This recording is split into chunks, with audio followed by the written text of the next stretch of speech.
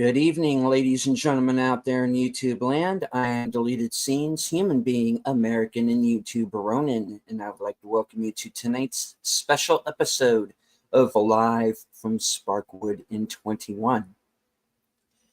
This series chronicles the cult classic television series Twin Peaks and its sequel, 25 years later sequel, The Return, created by the late, great, legendary David Lynch, along with Mark Frost.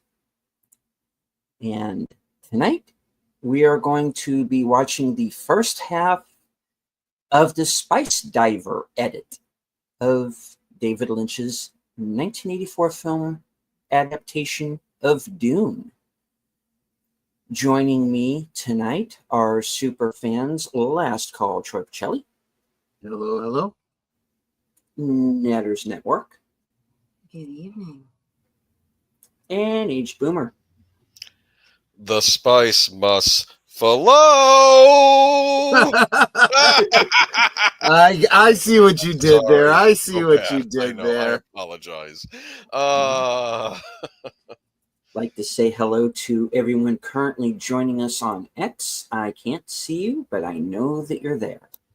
I want to say hello to the people who've joined us here in the live chat. Channel member JPRPH1,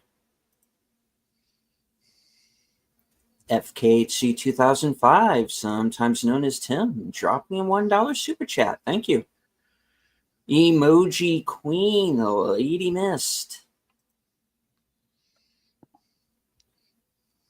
Creator of the 10-word review, host of Films with Friends, where I will be appearing on the 13th and the 20th. Big Al Presents.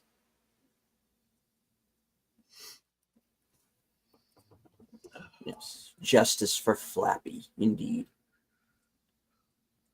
The Tired Midnight Vlogger, the voice, not the choice, well, the choice and the voice of Northern Oklahoma, Curtis Selby. Let's hope more make that choice. Indeed. JPRPH20 channel for 14 months. The spice must flow. All right. Unless you get boarded by the Empire, then you just have to dump it. Damn. Our resident Klingon, Mark Malnikoff. Qapla'. All right. Let's see. Scrolling down. Feel free to think. I think we can tell what's on his mind. Boobs. All right. And Corey has joined us. Wilkie's Movies and Music.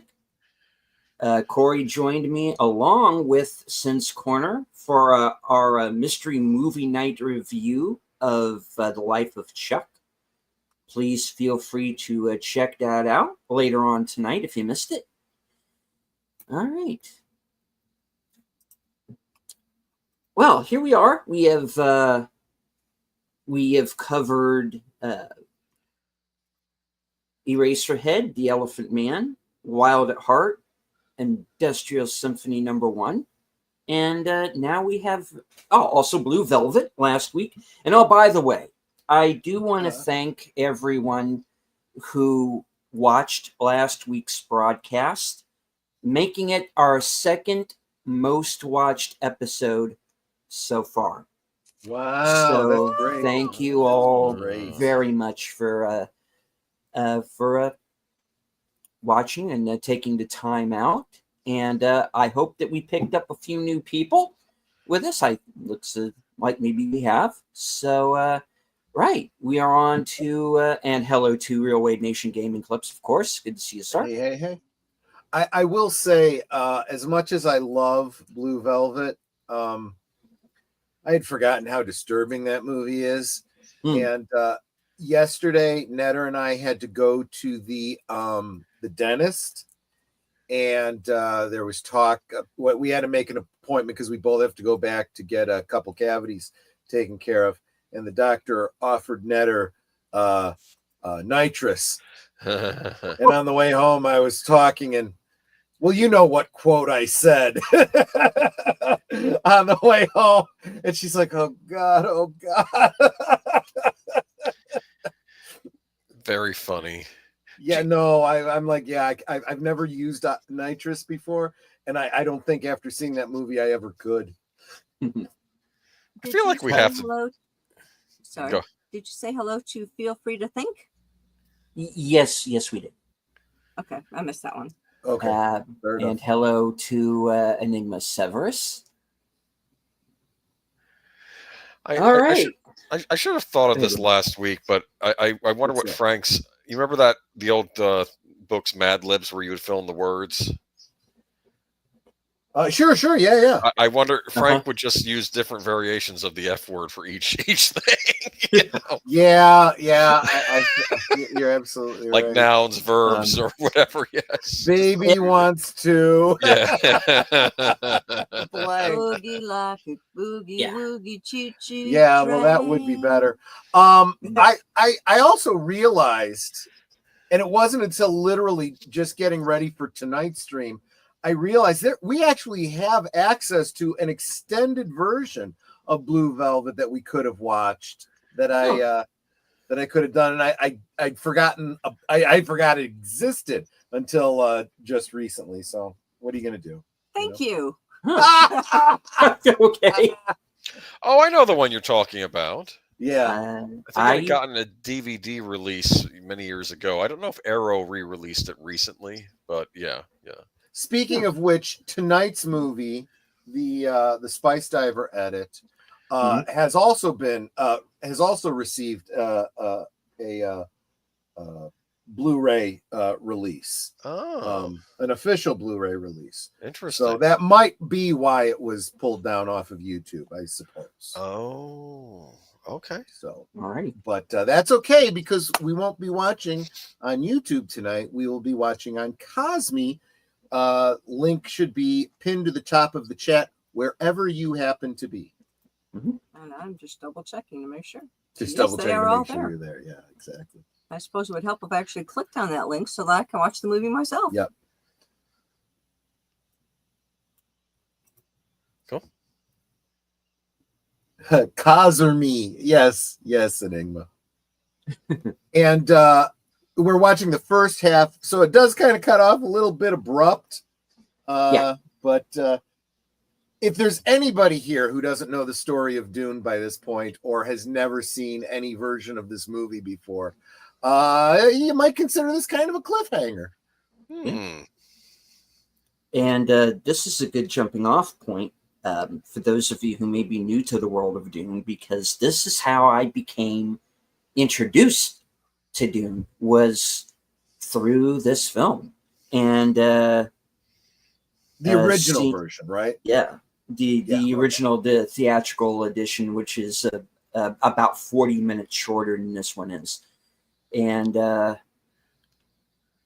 did you see it in the theater? And did you receive the handout?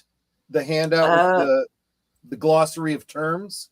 I don't recall if they had the handout, but I did see it in theaters. Saw it at the late great Fox Theater, and trust me, if you know the Fox Theater, Dune is right up its alley, because this was the go-to place for like a midnight type movie.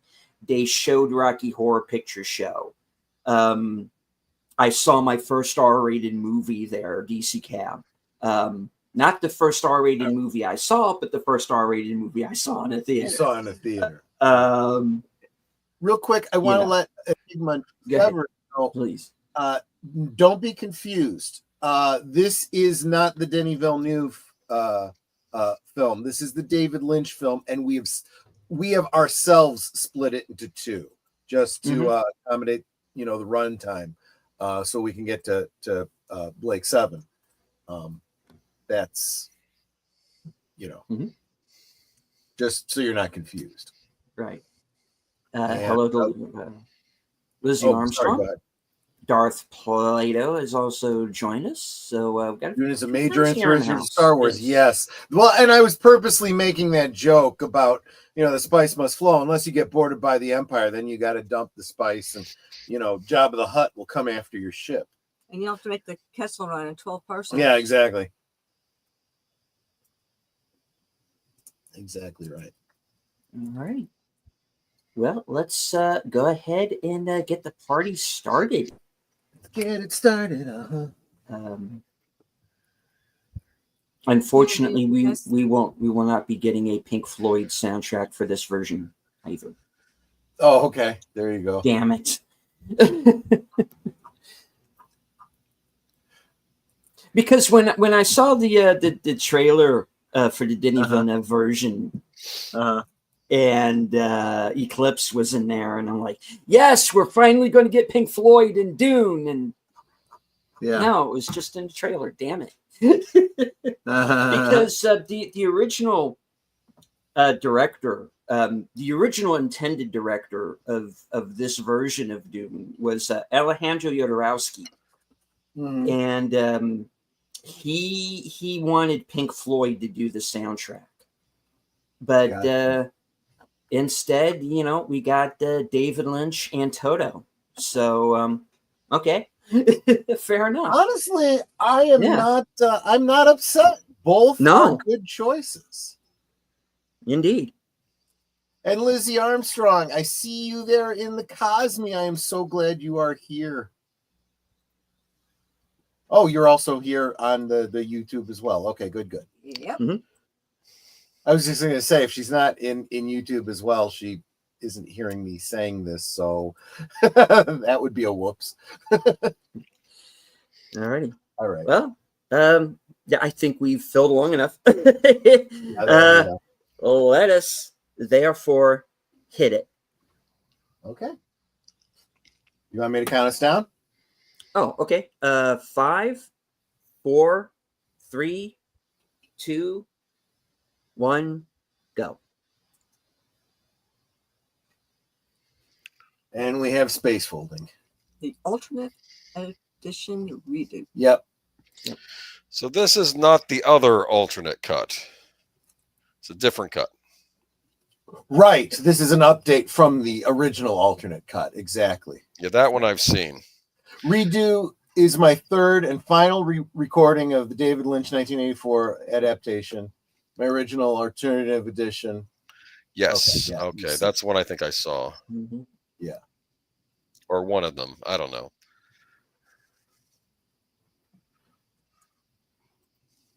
So again, this is a fan trying to get us as close as he could to a director's cut, so to speak. Yeah, and really closer to what David Lynch intended. Thou shalt not make a machine in the likeness of a human mind. Yeah, well, tell that to Silicon Valley. Yeah, exactly. Well, no, I mean they're actually making computers that are starting to do better work than some no brain peoples. All I know is we were talking a couple weeks ago. They were trying to map. Oh, yes, I wish we had gotten way more of Virginia Madsen. Just saying. Yeah, her Also character make sure really you does get- get short shrifted in this. True. What were you saying, Nutter? Also make sure that you make the rounds on our 4 channels and hit that thumbs up, show the love. Mm-hmm. no, Curtis Selby. She just looks like she's AI generated because she's perfect. Okay. Yeah, that's exactly right. You are absolutely correct. I mean, I don't know, man. If I was Kyle MacLachlan and I had to marry Virginia Madsen, but have children with Sean Young, man, that's a situation to be in. Let me tell you. She would make a great Padme. Yeah, kind of true. Yeah.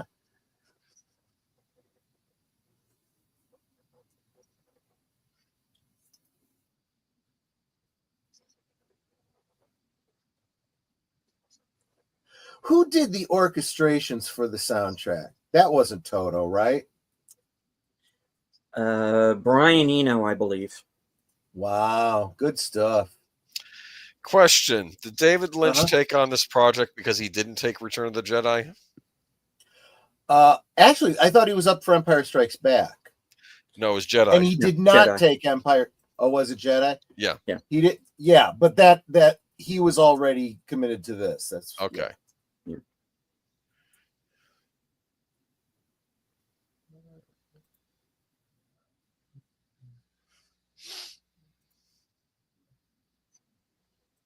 Yeah, Alejandro Jodorowsky was going to direct this at one point, and there's a very good documentary called Yes. Jodorowsky's Dune Wow. that I highly recommend people watching. That was all about what his take on it was going to be and why it ultimately didn't get made. Well, you can take that documentary and all the information and feed it into an AI, and you could probably make a new fan film. All I know is they had a quote in that documentary that says, "Oh, Dune, that's I should read the book someday." You know, like what? I'm like, what? Wow. Yeah. And if anyone is playing the little crown game that's on some of our channels, first, second, third place, I only got 2 people on my channel right now, so you could come in and sweep it. That's true. Ah. That is true. I wish my eyes were that blue. I know, right? Well, we can move to a desert planet, and you know, you could become melange saturated. Or I can get really blue contacts. Well, that's true. And of course, after Jodorowsky dropped out, Ridley Scott was at one point going to direct. Probably would have been a good first movie, and then if he ever did anything else with it, he would have ruined it.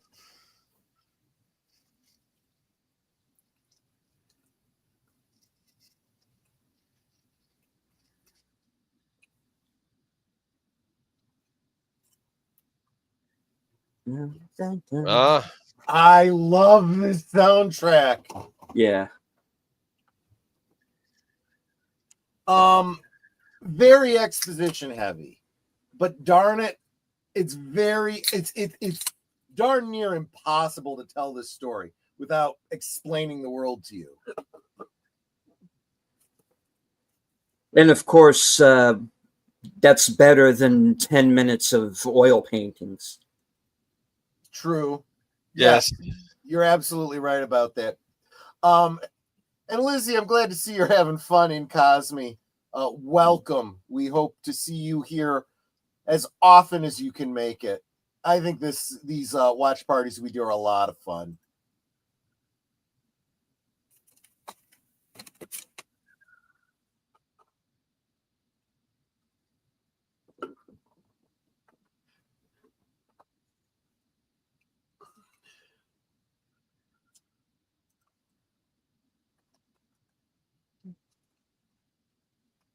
Thanks, Enigma.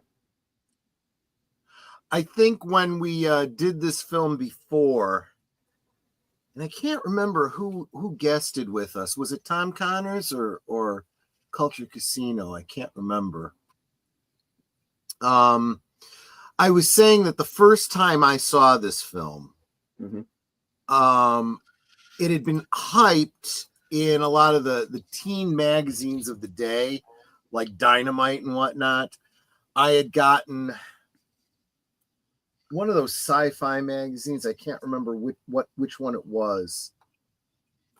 That had some promotional shots of Kyle MacLachlan and Sean Young, and looked a little bit spicier, pun intended, than it actually turned out to be.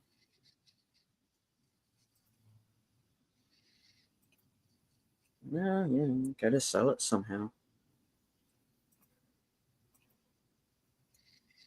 Now, one thing that I thought was interesting about the Jodorowsky version was that he had like different production designers for each planet. Oh, and H.R. Giger was going to do, of course, the Harkonnens, Gidi Prime. yeah, it makes sense.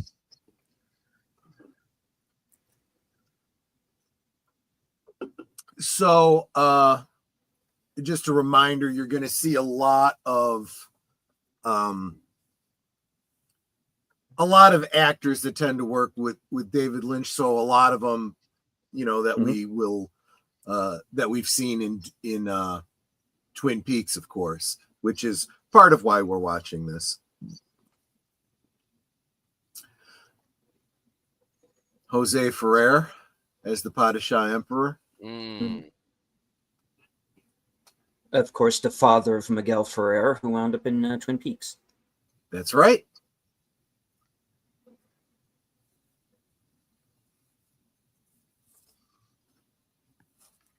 I always like the uniforms.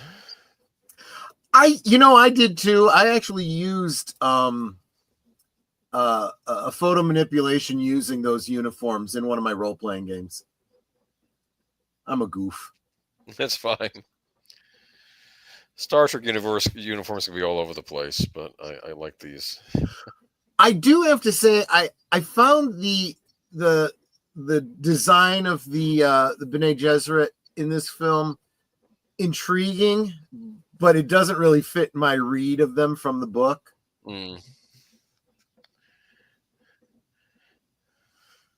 Who's closer in your opinion? Which version?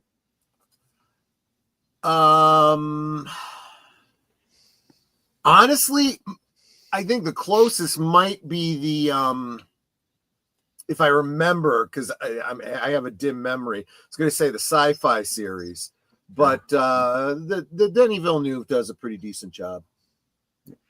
One thing that retroactively kind of bothers me about this version is it implies that the Bene Gesserit can read minds, and that's not what they do.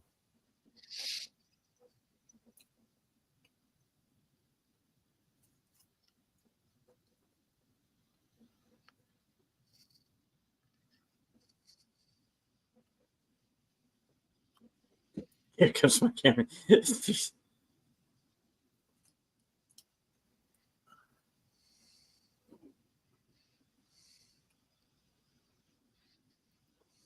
I will go and frack up George Smiley's life now. Right.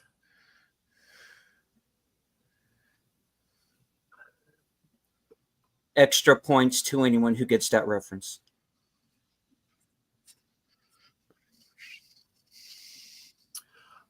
And this containment unit, of course, was designed by Bruce Wayne, I believe. Funny. Interestingly, a lot of the design work here based on the works of H.R. Giger, which I think is probably also true of Batman 89.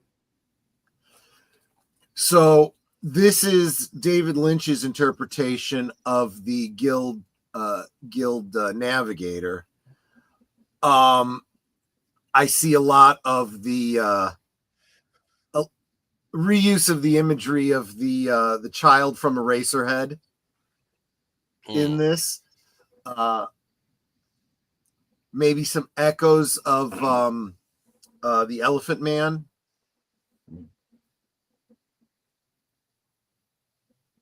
I will also note that if you read the description of the guild steersman in the books, this is actually a valid interpretation of that.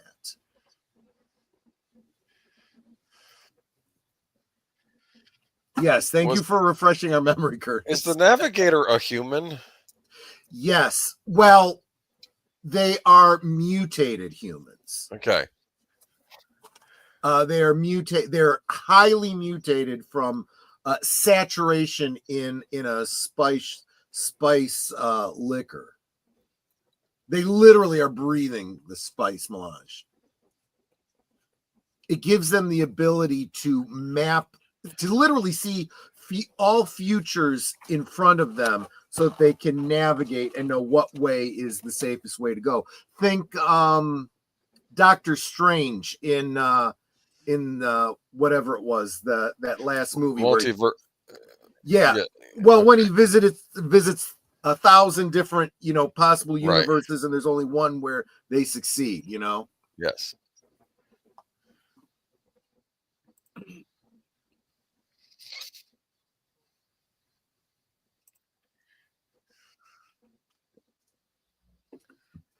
And again, this is an example of David Lynch putting exposition into his version of the story to give you background that you wouldn't otherwise get.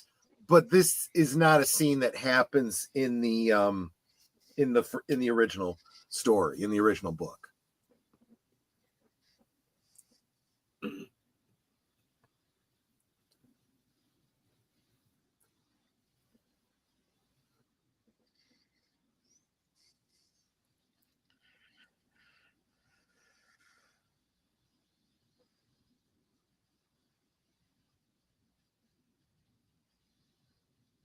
And this inference that the guild knows about Paul potentially being the Kwisatz Haderach is all not a story element from the original. Again, this is them. This is Lynch trying to streamline the story. Believe it or not, this is an example of Lynch taking a crazy way out there story and making it more understandable.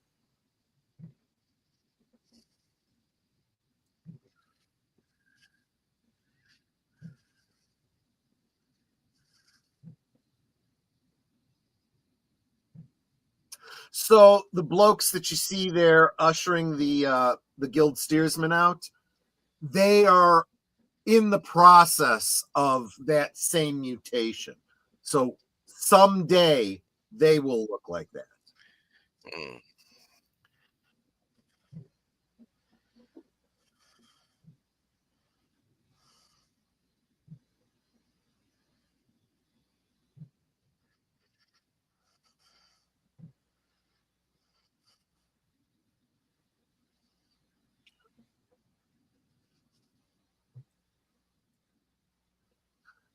So again, the Bene Gesserit cannot actually read mind. They are very perceptive, however. So they may seem to read mind, but they have sharp hearing and analytical abilities that others don't. What the Reverend Mothers have the ability to remember literally all memories of all their mothers going back to the dawn of time. I just realized that I'm still showing the process. There, that's better.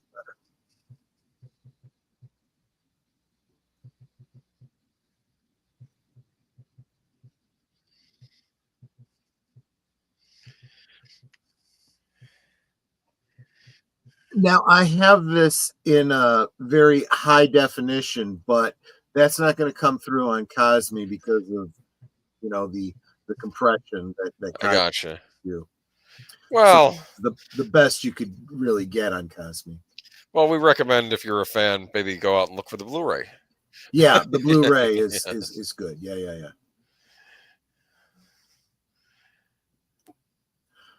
And also, for obvious reasons, they make the characters of Paul and Chani and whatnot older than they're depicted in the books.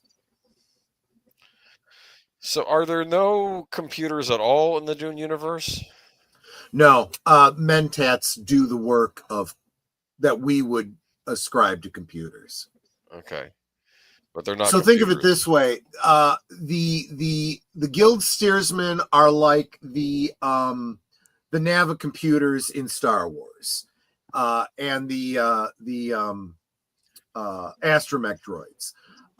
The mentats are like your desktop computers and all of those kinds of things.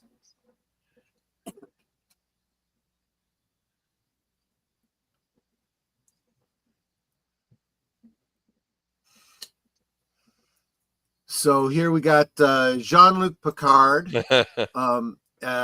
We've got Al from Quantum Leap. And of course, Freddie Jones, who we just saw in The Elephant Man. Mm-hmm.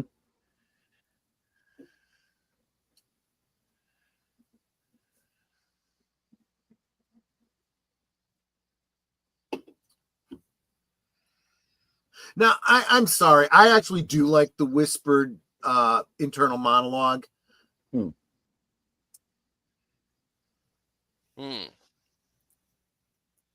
It's uncanny how much Gurney looks just like Aqua Bro. It's amazing how that bald guy looks just like Captain Picard. Exactly.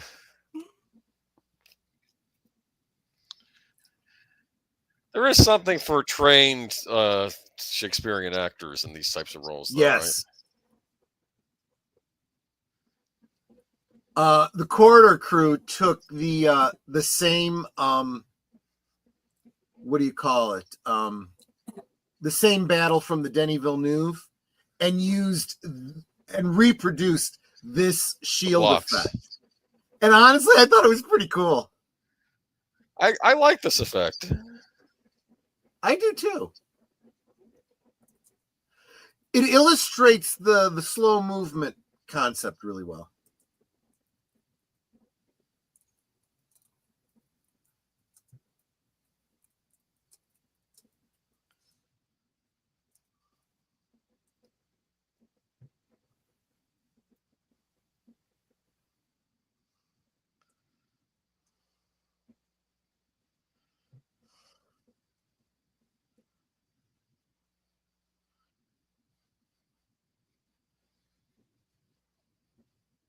Huh. That's a good teacher.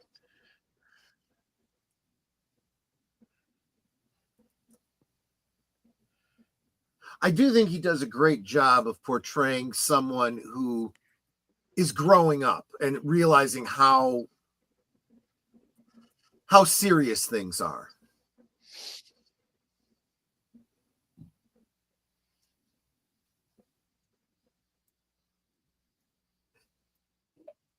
Well, it was the best Iggy could get me.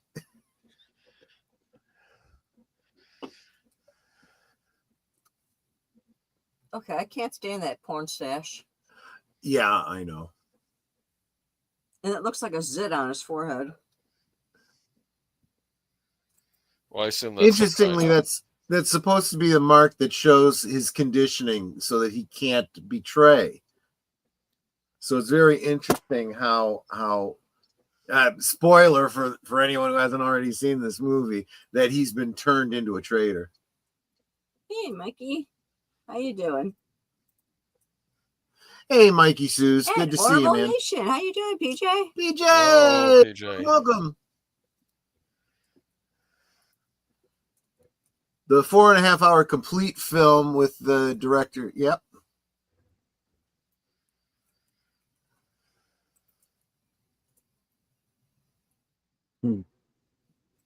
And written by Judas Booth. Mm. Oh my god. And yeah, that's why we're watching Yeah. the Spicediver edit. It's the closest we can get to the David Lynch version.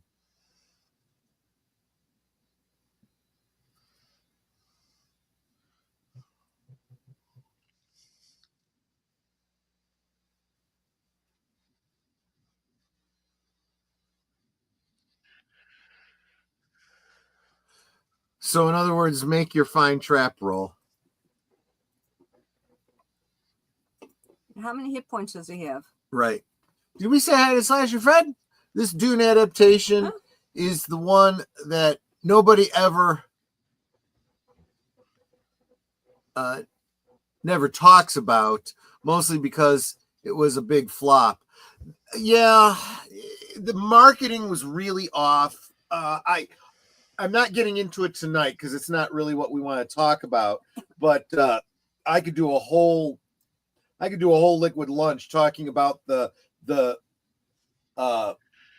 poorly conceived toys that they barely put out for this movie. I was thinking that would make a great name for a bar, Liquid Lunch. Huh. I agree.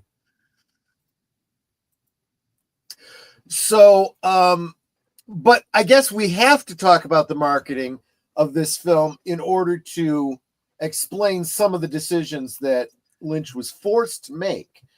And this scene demonstrates it. This weapon, this sound weapon, they wanted a weapon like the Star Wars lightsaber. And I don't know if it was Lynch who came up with it or someone else, but the idea of something, a weapon based on sound rather than light. I think it's kind of brilliant, actually. But this is not a device that actually exists in the book.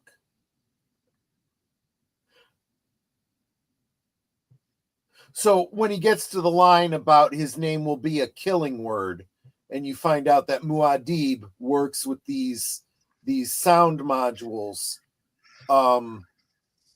that's not, that's not the interpretation from the book. So it's like the Shocker, Spider-Man. Exactly. Yes, Nate. What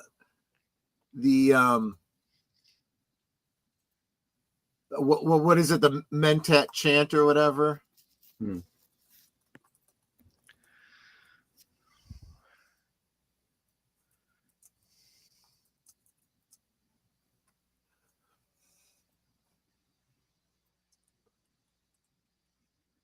That's another contrivance of this specific film that doesn't appear in the book itself.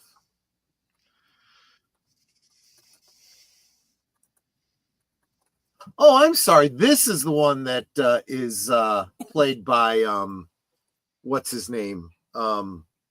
Jason Momoa. Mm-hmm.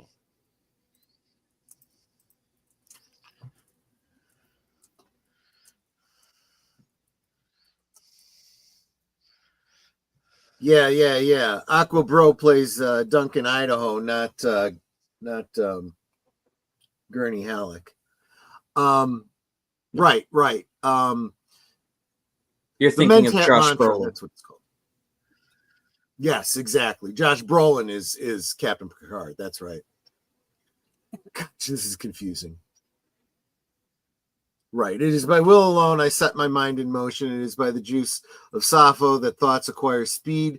The lists acquire stains. The stains become a warning. It is by will alone I set my mind in motion. When I back in the late 90s, a job I was at, I put in a lot of late hours, and I used to get those little 5-hour energy shots, and I would quote that every time I took one. He was in Das Boot. Yes, he was.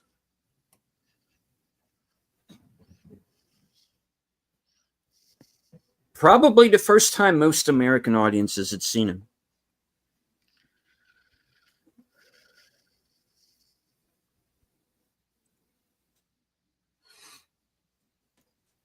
Eight years making this movie. Virginia Madsen landed her iconic role as Helen Lynn in the original Candyman. I had forgotten she was in Candyman. That's right. I tend to think of her as the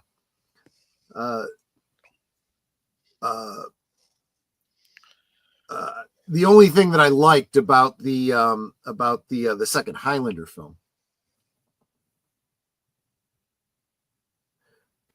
Another great movie that she was in was Electric Dreams.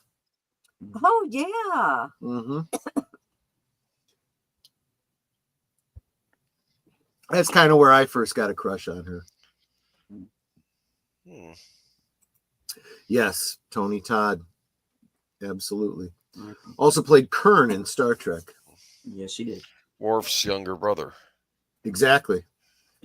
I don't know if you know this, but long ago in the early 2000s, there was once a Dune. Yeah, we mentioned that a little bit at the beginning, the Dune miniseries that even had a sequel, Children of Dune. I had mentioned that as a pretty faithful interpretation of the way the Bene Gesserit looked. This one, I said I like it. It's very stylized, but this isn't how the Bene Gesserit are described in the book.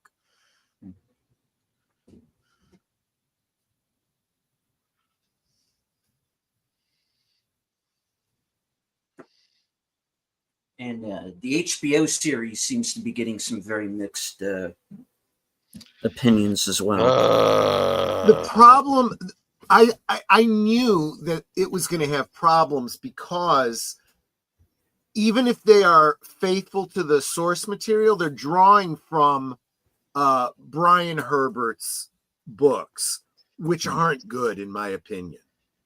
Here's what I don't understand. It's supposed to take place, what? How many, like, 1,000 years, maybe more from the original Doom movie, yet they have all the same technology. Yeah. They have, like, even the screens for that they were using earlier in this. That is one of the things that Nerd Cookies was kind of talking about. She's like, you would think with thousands of years between them, you'd see bigger differences. She does use that as a reason. She doesn't like the look of the face dancers in the HBO series, but she says, but I suppose you can consider them to be like a proto face dancer. They're going to look very different when Denis Villeneuve gets around to them.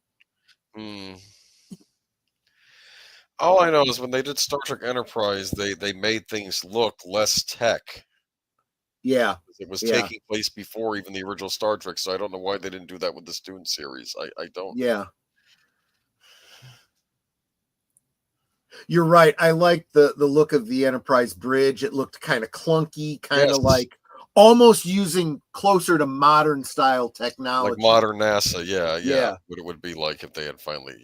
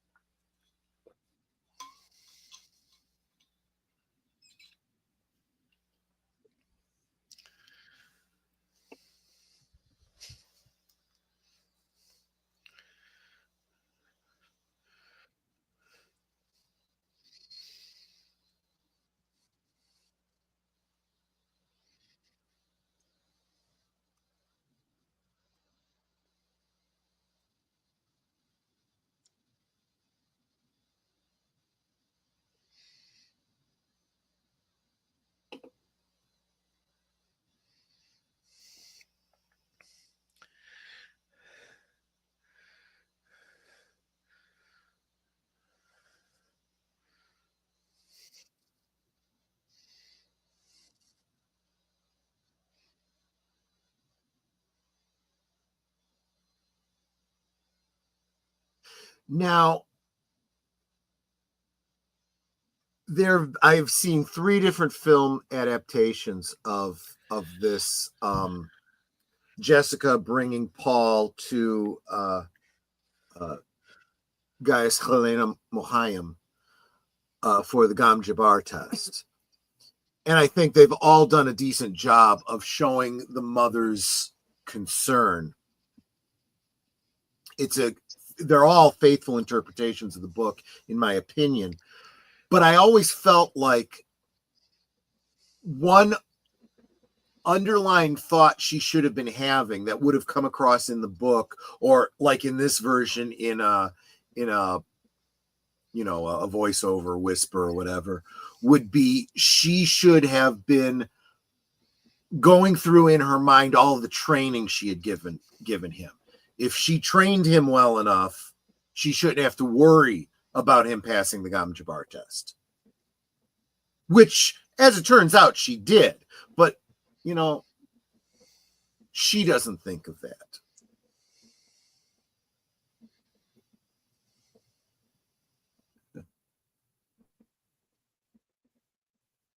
To quote Mike Nelson in Riff Tracks, I am the Kwisatz Haderach Flatfoot.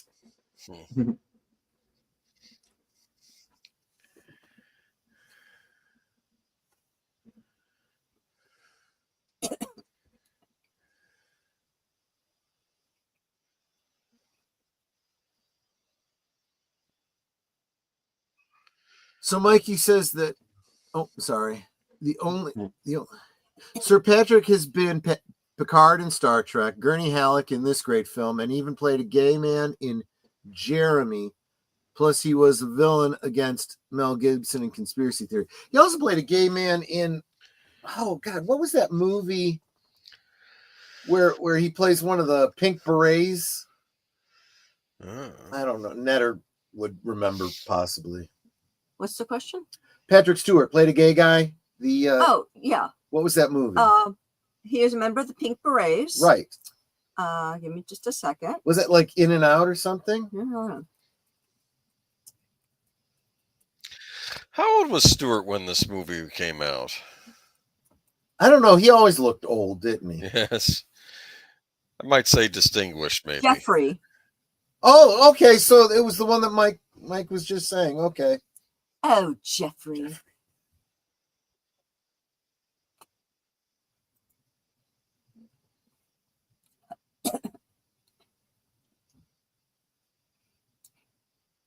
Or a replicant. Right. Oh, yeah. No, I get that, Nate. She also knows that Helena Mohayim wants him dead because she was supposed to bear a daughter, not a son. A daughter that they could have married off to Fade Routha.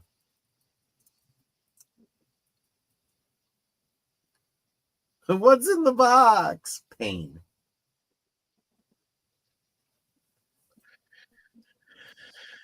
Ew. I do think that's an interesting visual interpretation of what's happening to him.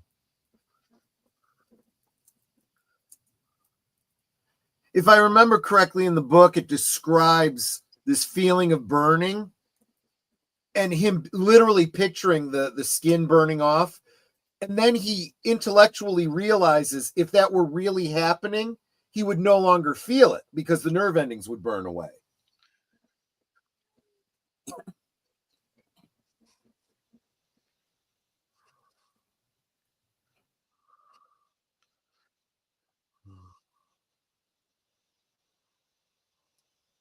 Well, I'm not like everybody else. Right.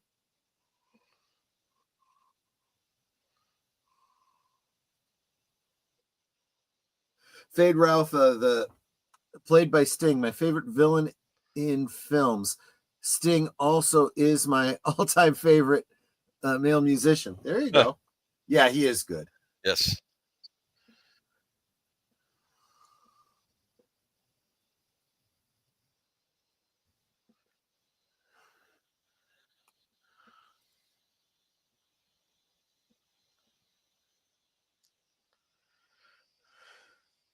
Heal. The real Stanley Cup. I like that. Yeah.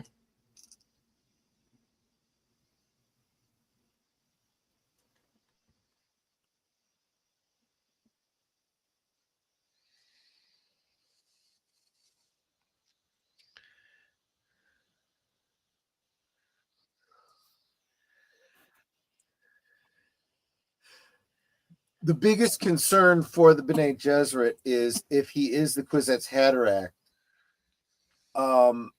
he's coming about a generation earlier than they anticipated, and they're kind of not ready. They may not be able to control him. They expect to be able to control the Kwisatz Haderach.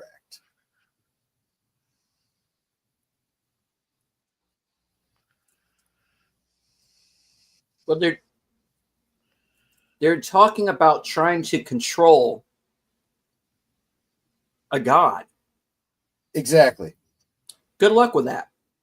Yeah, exactly. Well, but keep in mind what the Bene Gesserit do. They literally, their whole sect is all about controlling men.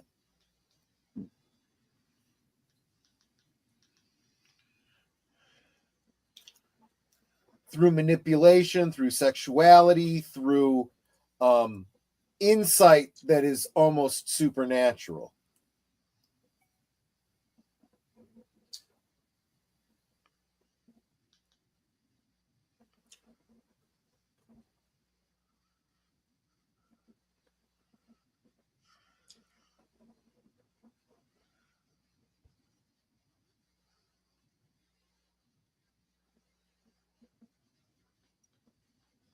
Well, occasionally.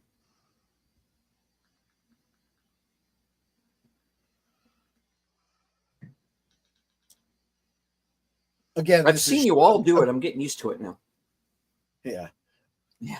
This is again a great shorthand for her realizing she may not be able to control him.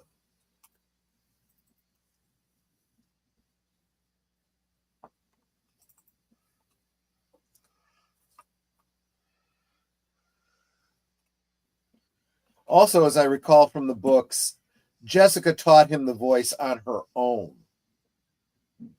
It was not Helena Mohiam's desire that he learn the voice. I like it. Every little thing she does is magic. Burn her! Weirdo.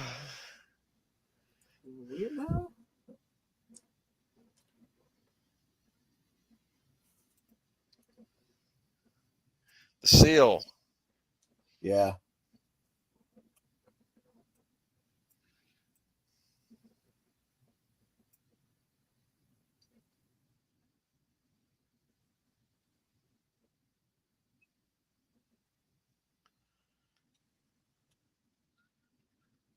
Wait, why am I German? Again, this is very Giger-esque, imagery. But you see the smoke coming out of the mouth? It also makes me think of season 3 of Twin Peaks, the David Bowie teapot or whatever it is. The juice the stain become a warning. It is by will alone I set my mind in motion. Is that Brad Dourif? Yes, it is. Is he the character that Dennis Desmalkian was cast as in the Villeneuve movies? Yes. Interesting pick for both actors for that part. Again, I think this is an interesting interpretation of Giedi Prime. This heavily industrialized planet. Villeneuve does it differently, but still conveys the same idea. I think this is much more David Lynch's aesthetic, right? With the sparking electric circuitry and the almost steampunkish kind of atmosphere. You can almost see some of the setting of Eraserhead here. Ugh. Ew. This is so disgusting. Yeah, and this is unique to this interpretation. They were being a little on the nose with the idea that he was it's clearly supposed to be some sort of a futuristic venereal disease.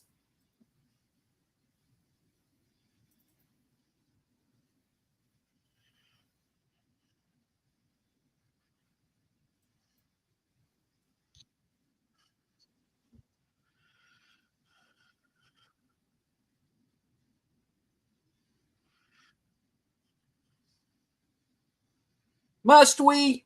Okay. Jack Nance, of course, plays Pete Martell in Twin Peaks.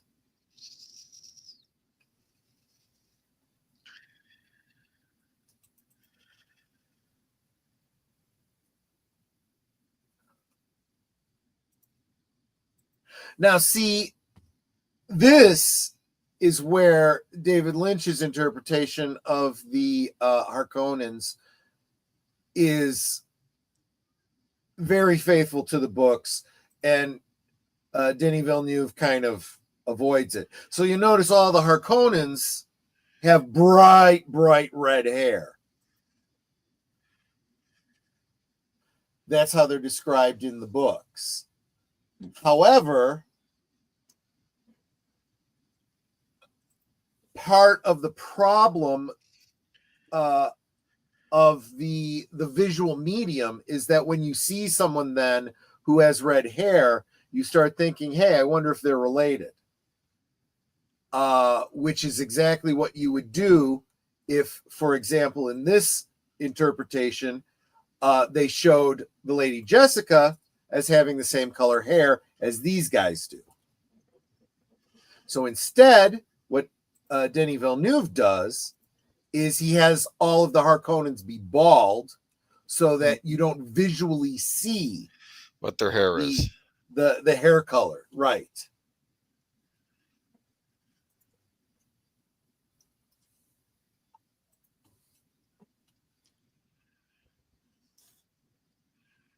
And they're much more vampiric in that version too, I think. Yeah.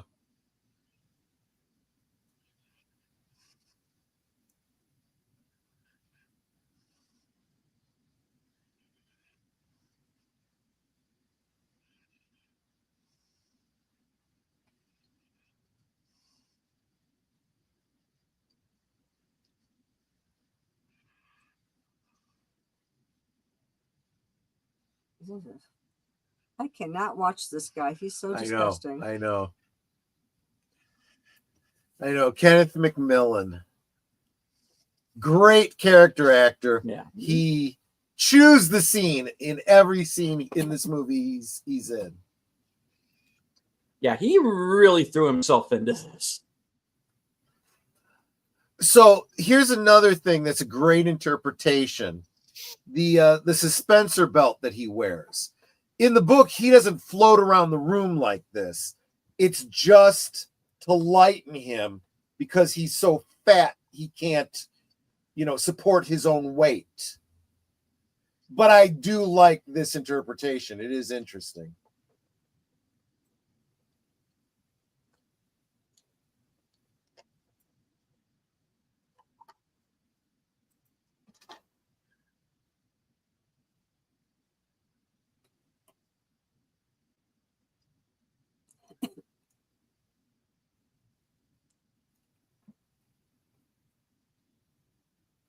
Dude, if you keep doing this, you're going to run out of Twinks. Yeah.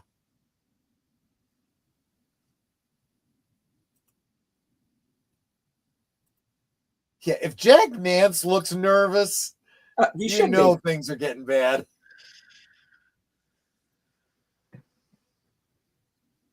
And this movie was PG-13. How exactly? Well, yeah, exactly. The PG-13 or PG? No, it was PG-13. No, it was PG-13, yeah. Okay. It was one of the first PG-13 Oh, I see. movies, yeah. Oh.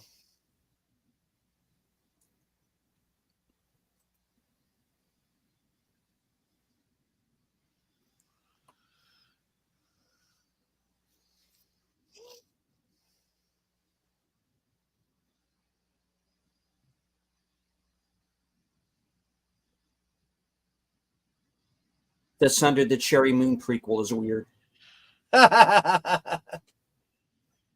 So it is true from the book lore that Bene Gesserit have abilities, conscious ability to control things like the gender of their child, when and if they conceive, and so forth. That's why the Reverend Mother is so disdainful of her for having Paul. She chose to have a son to appease her husband. Yeah, she did one of those things like, quiet, sweetie, I'm concentrating on a dress size. Something like that. Yes, exactly. Mikey says you would have been a better narrator than Virginia Madsen. It would have been close. It would have been close.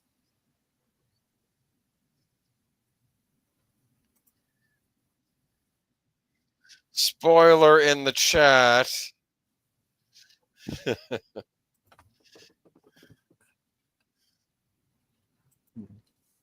Yeah. Good night, Mikey. Have fun at the Ethnic Gorilla Show. Yep. Take care. What, the fact that Jessica taught him the voice? That in the book they established that very early in the story. I was reacting to what Nate said about I shouldn't have eaten dinner before watching Oh yeah, the movie. exactly. Yeah, Because that scene is so disgusting. I won't watch any scene that he appears in just because it's so gross. It's nice to know they still have pugs 10,000 years from now. Pugs. yeah, the doggy.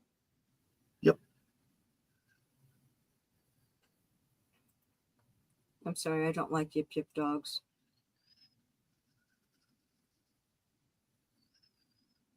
Why are we flying into the grandfather clock? So we can go Yeah, to Narnia, exactly. dear. Very interesting stylistic choices, but you know, I think they're pretty valid.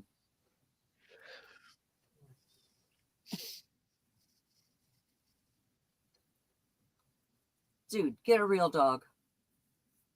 Like, a German Eh, Shepherd or a Doberman. Oh, come Pugs on. are cute. It's actually a surprise. I actually don't remember that. That's probably an addition for the movie. I don't believe they had any pets in the book because that's kind of a big deal. You're going to a desert planet where water is a premium. You don't want extra, consumption of water. Pugs are actually the superior intelligence of the day. That could be. You're absolutely right. My favorite breed is Beagle. They're actually a hunting dog. I didn't realize that. Yeah. They fly biplanes very well, too. Well, yes. Goes without saying. I want to say hi to Jedi Master 2022's Lost in Space and Classic Sci-Fi. Whew, that's a mouthful. Wow. There you go. I'm just going to call you Jedi in the chat to say hi, sweetie.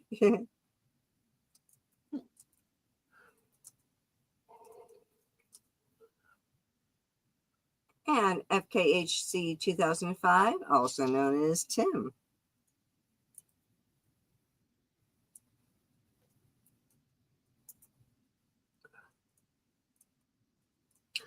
So, one thing that, one rumor that Nerd Cookies has heard is that there is going to be more than one guild steersman on a ship, which doesn't make a lot of sense from the point of view of the lore of the books. So she's interested to see how that works.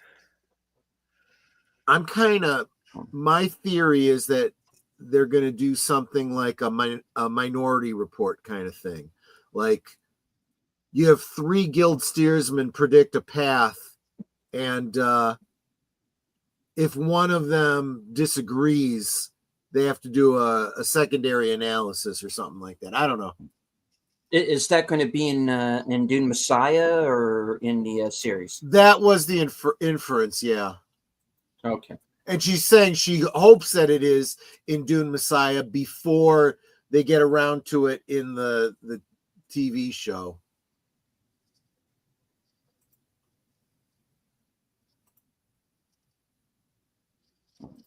The prophecy The desert theme. is surgeon, cutting away the skin to expose what is underneath. A Fremen saying. Book 2, Dune. This actually is the way the book is divided. Yeah. It is. Just one of the things I like about this version.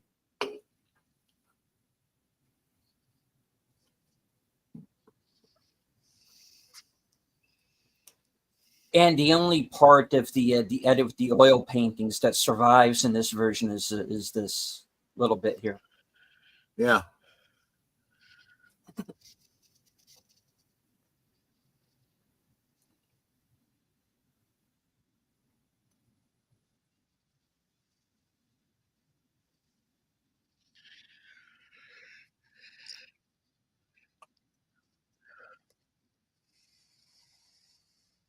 They have a dog and everything. They're probably thinking that's dinner, right?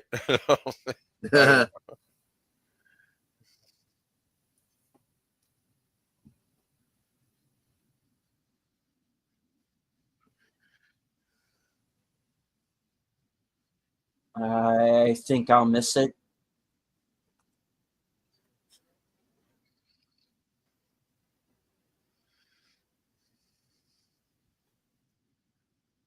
The Bicentennial Man sequel is weird.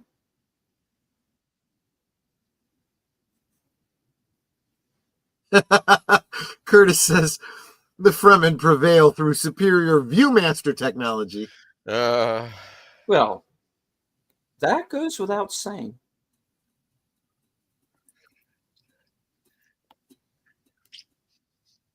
And welcome, Connie Clary. Don't worry, we understand. Family comes first. We understand. We are watching the Spicediver edit of Dune. The Atreides have just landed on Arrakis, so you're here just in time.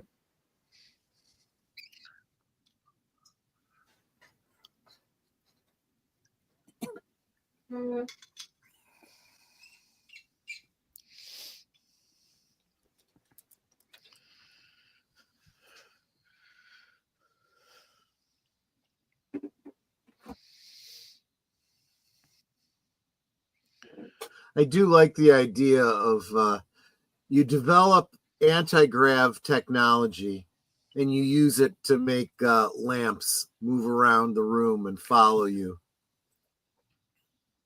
Interesting. Does seem kind of ostentatious. Yes.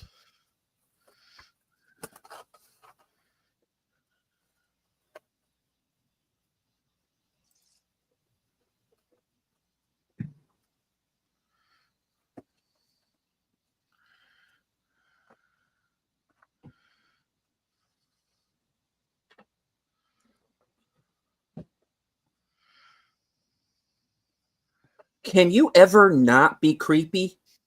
Which I know. one? Oh, all of them. Okay. Yeah.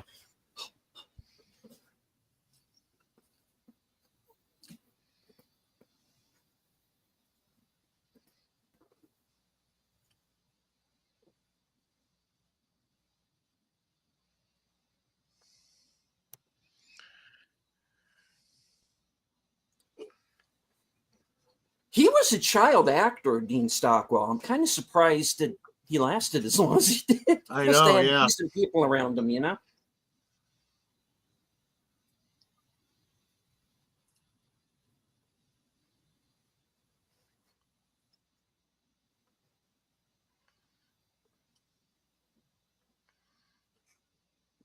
Linda Hunt is the shit out Mapes.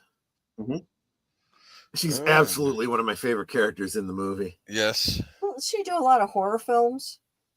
As like some creepy character? I don't. She was She in could. no, not always. I mean, she was in the Relic. Remember the Relic with Yeah, really, yeah. I remember first seeing her, of course, in the movie she won the Oscar for, Year of Living Dangerously, and she played a man. Yeah. Huh. And everybody thought they just got like some little Filipino guy to be in the movie, but nope, it was her. Huh. Very convincing.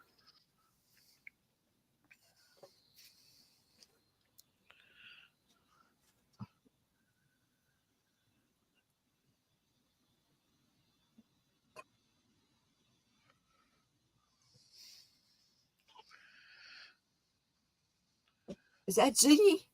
Yeah.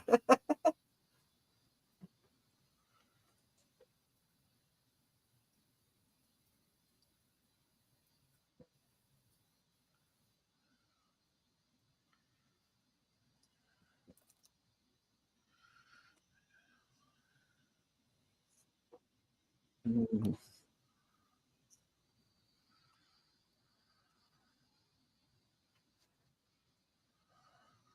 Next time, just text me.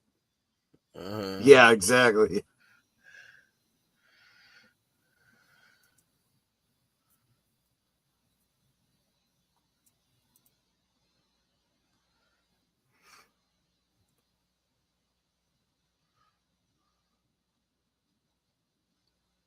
Mm-hmm.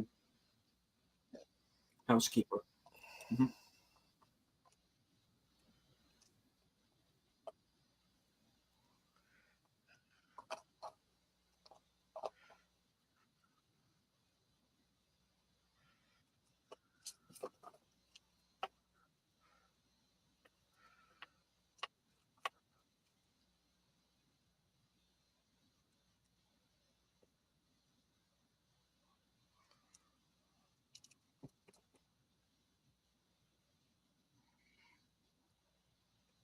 Well, as long as we're all on the same page.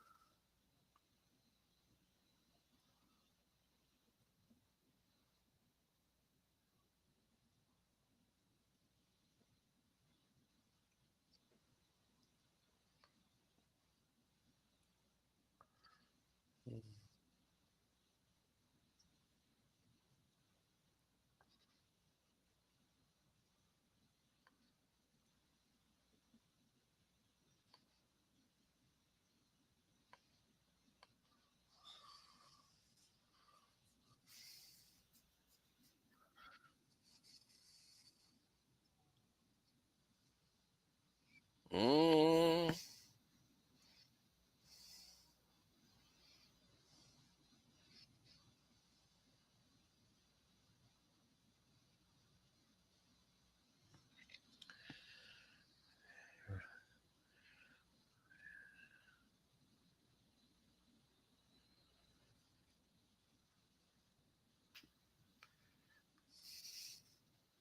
Would you two like us to leave? Yeah, I know, right? Precious.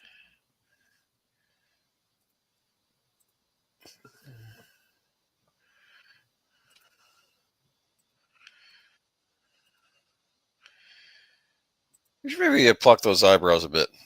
Yeah, I know. Two for, thank God, some sanity.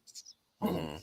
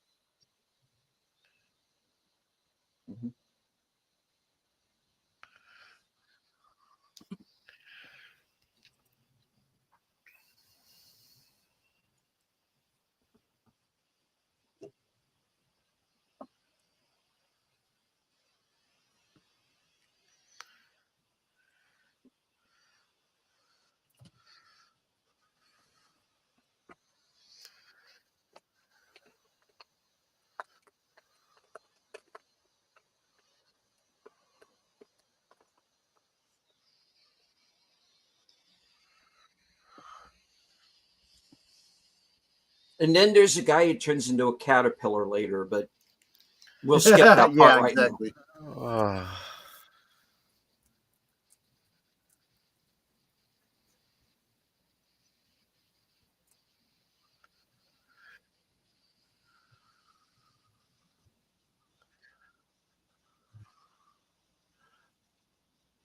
Yep, it's already happened.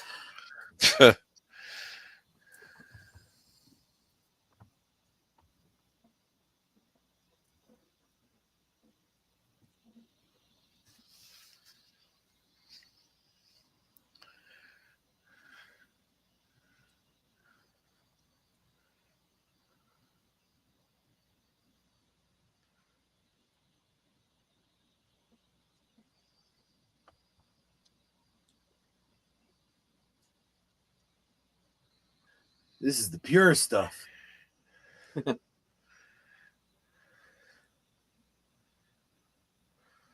Don't bogart that spice, man. Yeah, I know, right?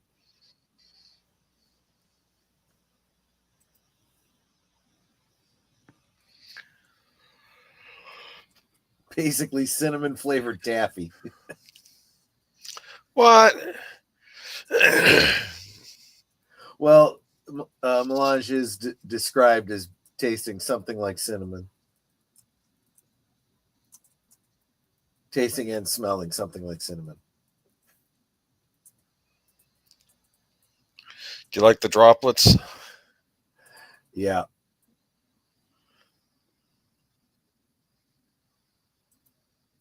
I really like that imagery too. The open hand and the sleeper must awaken. It makes me think of the Tomorrow People, a British sci-fi Oh, series. yeah. I thought the open hand was a callback to his hand being stuck in the box. I hadn't considered that. You might be right. Yeah. I don't know. Maybe. But as in the Tomorrow People, the idea of the opening hand is symbolic of the opening mind. Right. Exactly, Nate. You got any more of that spice?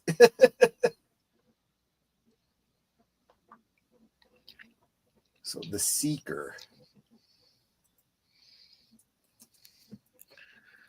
An We now assassin's weapon. We now return to the haunting of Cassie Palmer, already in progress.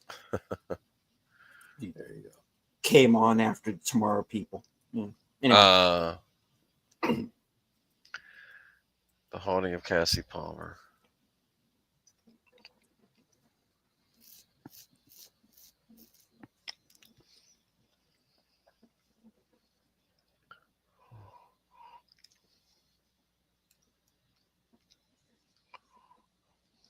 Yeah, I watched a lot of Nickelodeon in the afternoon.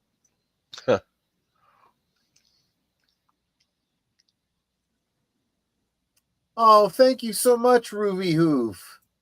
And guess who just received a gift membership? Wilkie's Movies and Music.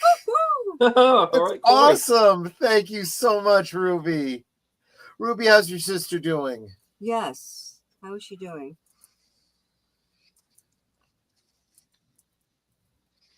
And are you still with her? And hello, Black Fatigue Kevin.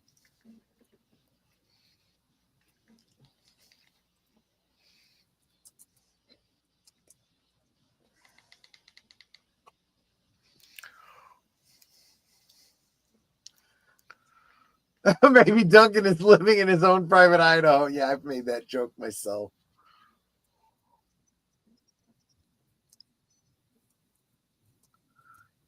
Yeah, criminy. That's what I think it is.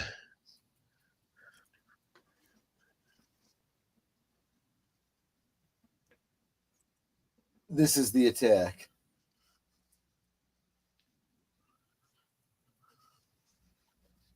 We haven't found shit. I like that line. That is, of course, from Spaceballs. The person that says that line is Tim Russ from Star Trek Voyager.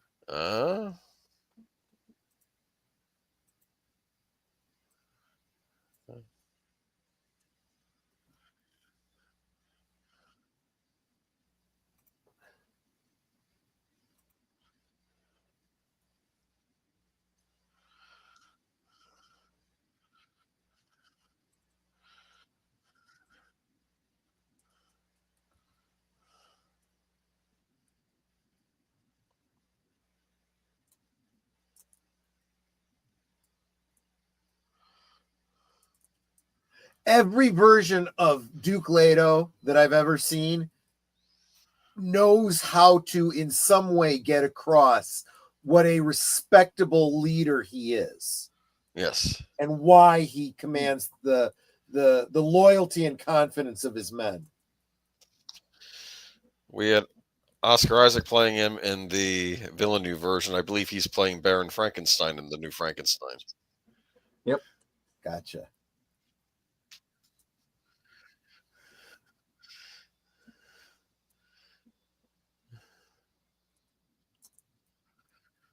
Yeah, the cemetery scene in the Villeneuve version is probably my favorite scene in the whole movie.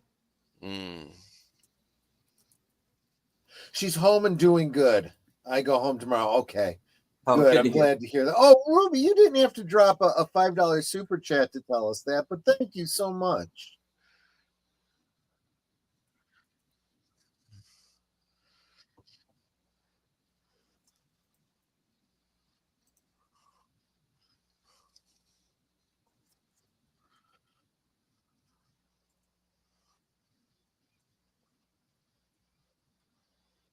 again, the technology, like that device that's next to Thufir there, I like how it looks. It looks ancient. It looks like something you would see in the Victorian era, you know, Interesting. which I think kind of goes along with this whole idea of if you can't have computers, you can't have electronic thinking machines. You've trained people to be able to do those kinds of tasks. There is kind of a pulling back on certain kinds of technology, like an analog, an advanced analog technology.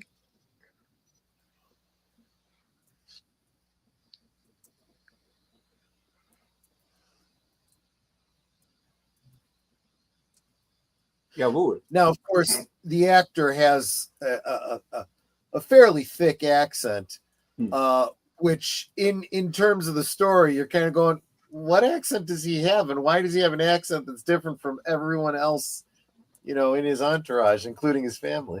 Huh. Doesn't matter because he's a great actor.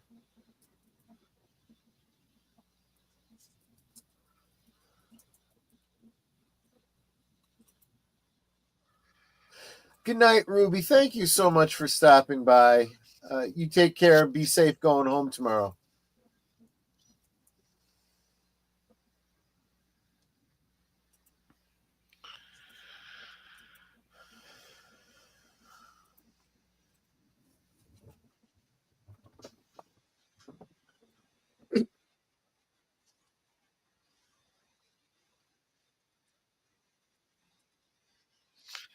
What?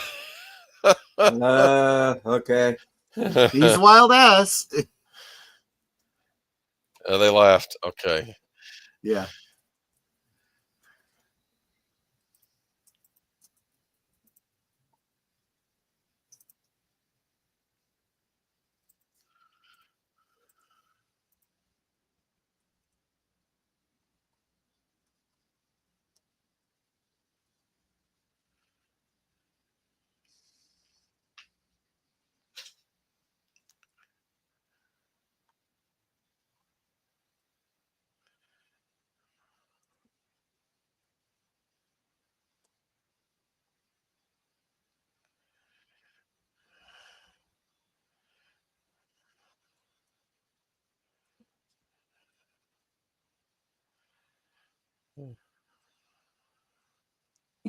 He doesn't look like a black woman. Uh,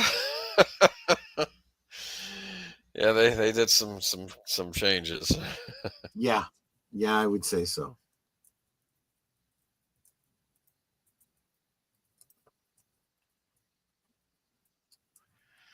They're a little jumpy, aren't they?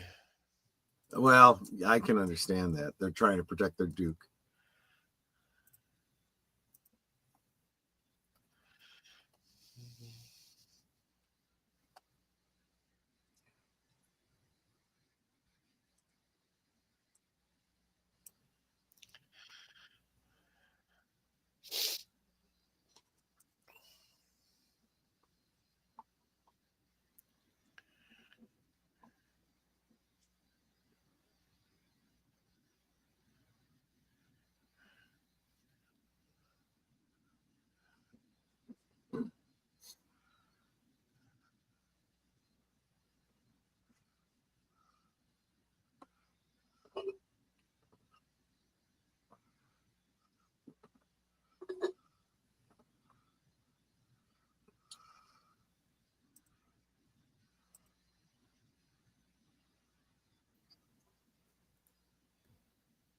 So the Atreides are so badass they have a knight who played chess with death working for him. Yeah. It seemed the proper way. He knows their ways as if born to them.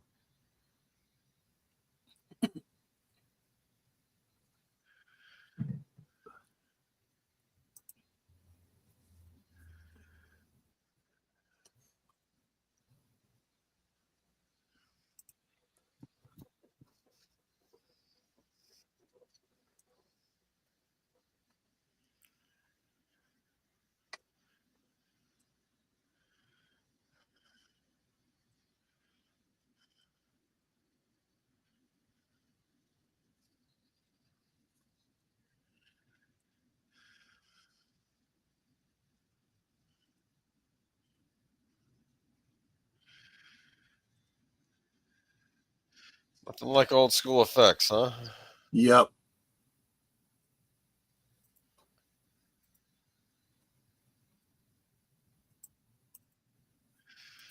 I've ever heard someone say, old effects look fake but feel real. New effects look real but feel fake. Yeah, I guess so.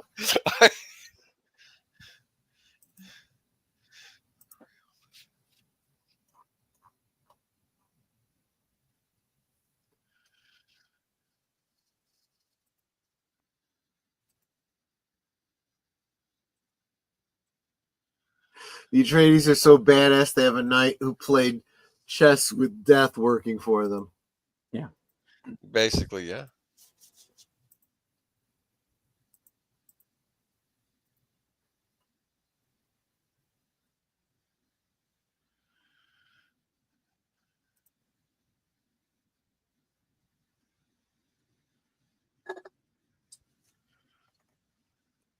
No. They put it on their salads. Thank you.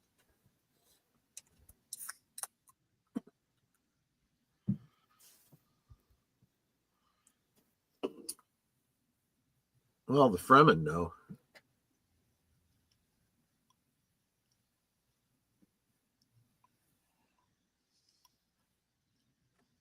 This is also, I think, one of the most important scenes in getting across, the who the Duke is,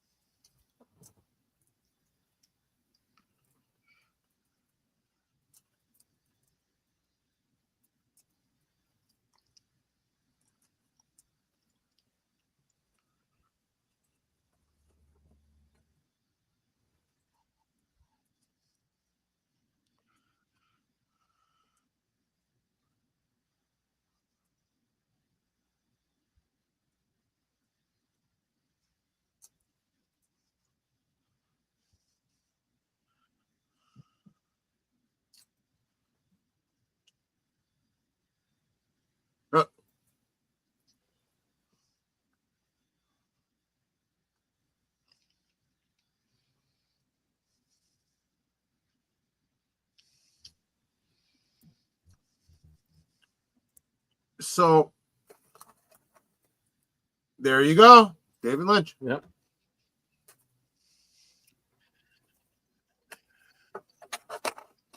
Oh, the voice was David Lynch? No, they just showed him on. They showed the said- person talking, yeah. Oh. but yes, his voice as well. There he is. There he is. Yeah. Oh, yeah. Give me my sonic screwdriver so I could talk into it. Uh-huh.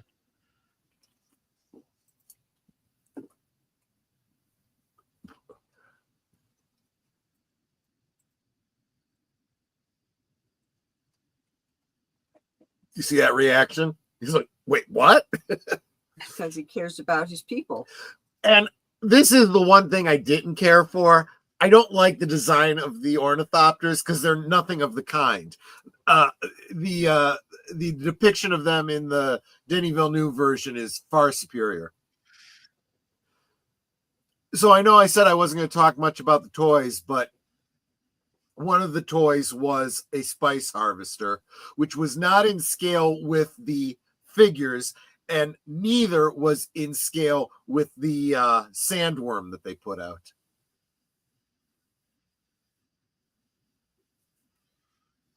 Won't it make my brown eyes blue? It will, exactly. But here's the other thing. He's smelling his hands, unrefined spice. Basically worm poop. Well, guano's a big thing even today, right? Yeah, right.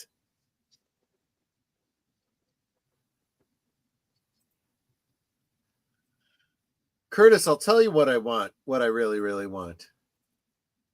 Can he talk to the worms? Kind of, yes. Then you should tell him, go away. Yeah, well, he can't yet. He will be able to eventually. I mean, I know he can ride them.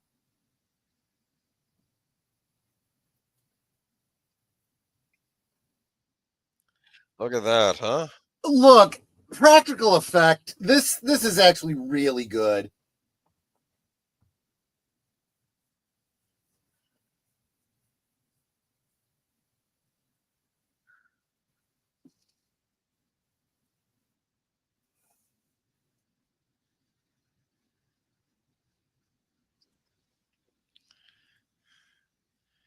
It's a worm.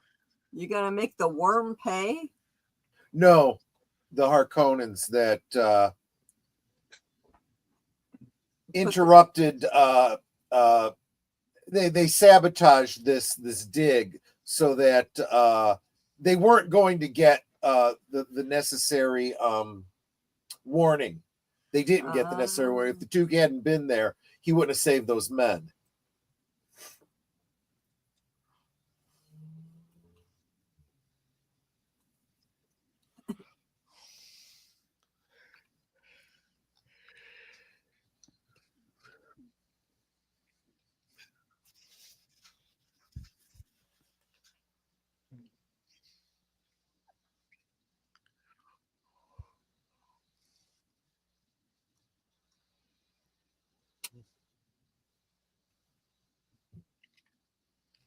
It's a fire NATO.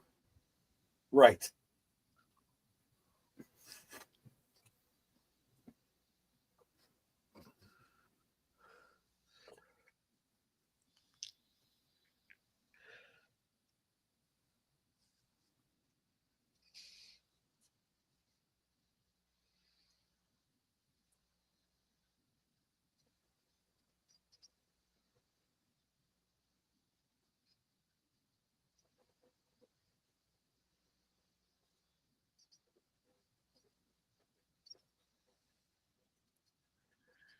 Hello, Maria. Welcome, welcome. Good to see you. My Ah, sister. I'm making nums, but wanted to say hello to you all. Well, good. Give the kitties pets for me. And scritches under their chins. Boy, Picard knows how to jam. Well, in Star Trek, he could play the flute. That's right. The View with Drew. Hey, how you doing? Good to see you.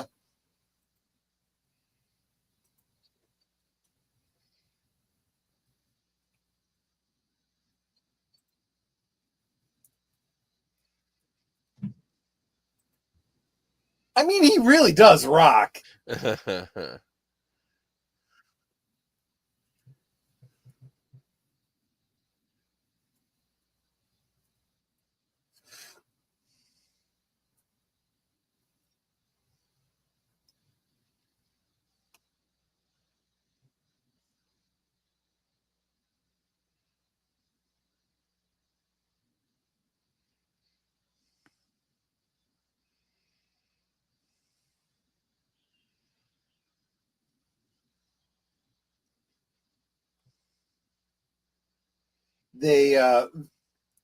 They very much truncated the scene. The Denis Villeneuve version, kind of goes into more detail with the traditions and the understanding and whatnot.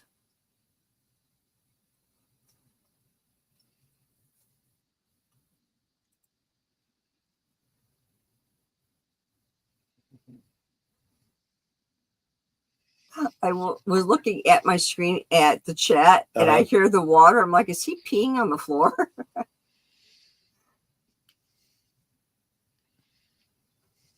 And he recognizes this as one of his visions.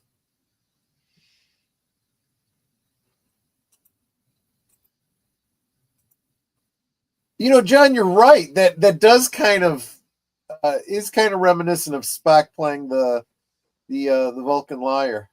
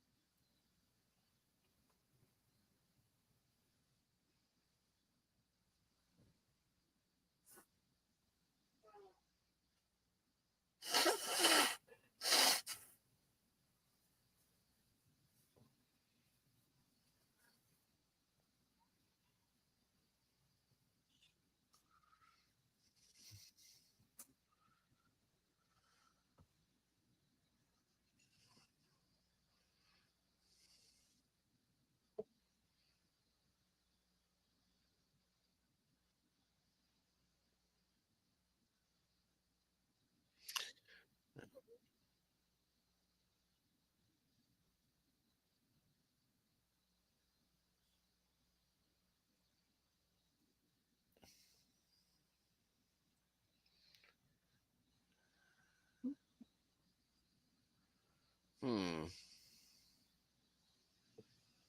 You okay there, Pops?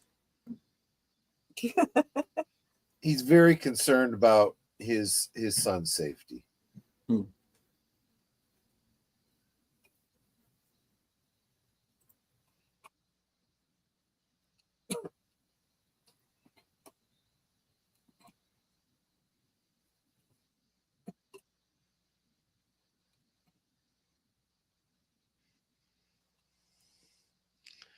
What are they? I'm trying to indirectly tell my son I love him. Could you give me a few minutes? Yeah, exactly. For the father, nothing.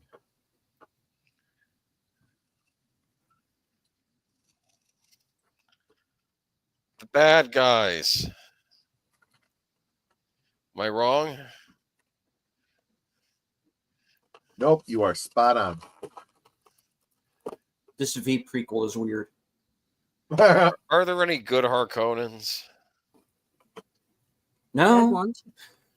Oh, yeah, there you go. The Lady Jessica. Yeah, technically, yeah. Huh.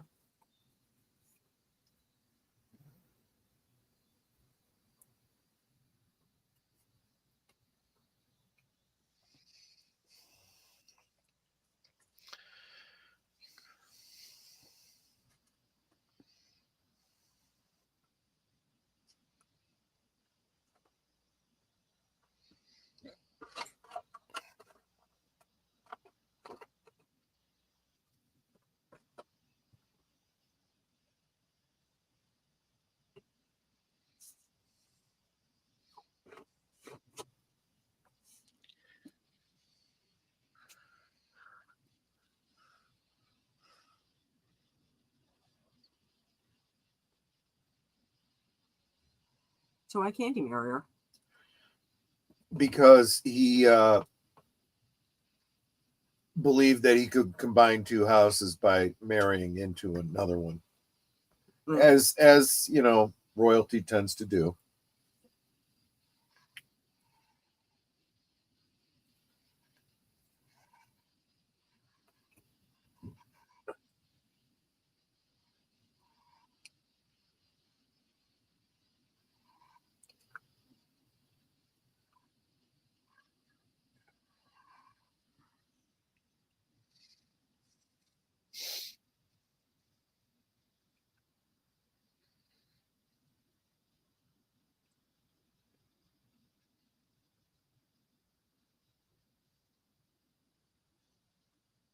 A thousand deaths are not enough for you.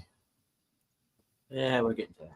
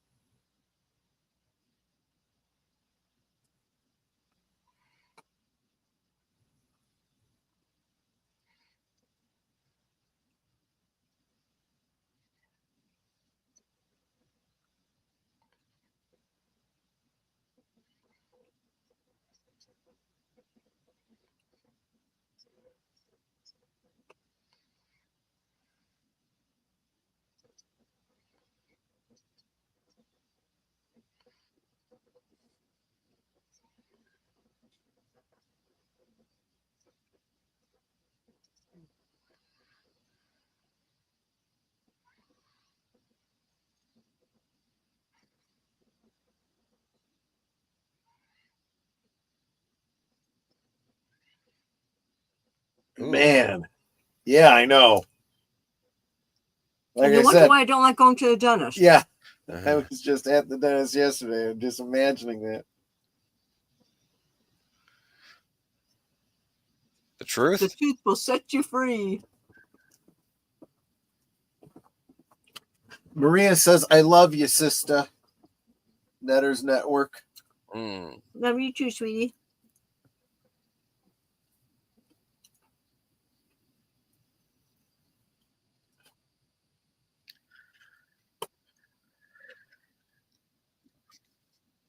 You'll be a dentist. You'll have a talent for causing things pain.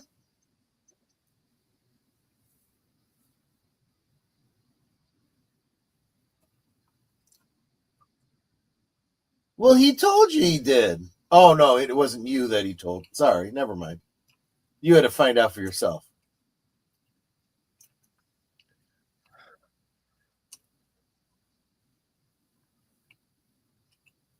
Kaboom! Big bada boom.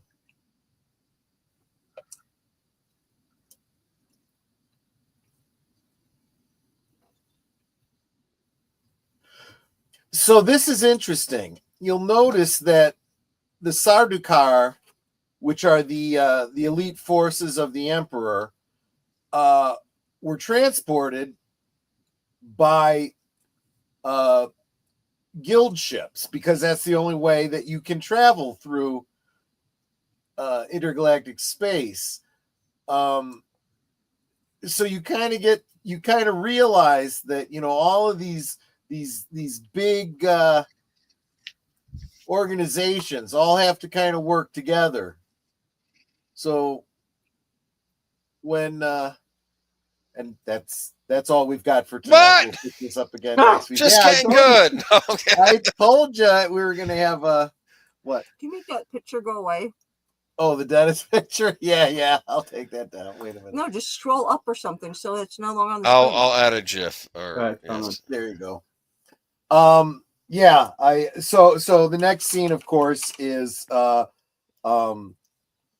Jessica and Paul, of course, being taken and ostensibly rescued and saved by Yui because they're given still suits, but they're still going to have to effectuate their own rescue. And then, of course, Leto being taken to the Baron Harkonnen, and this is literally the first half of the Spicediver edit. Everyone enjoying it? I'm enjoying it a lot. Yeah. I think the Sardaukar are supposed to be spiffy space Mamelukes. Yeah, kind of, pretty much.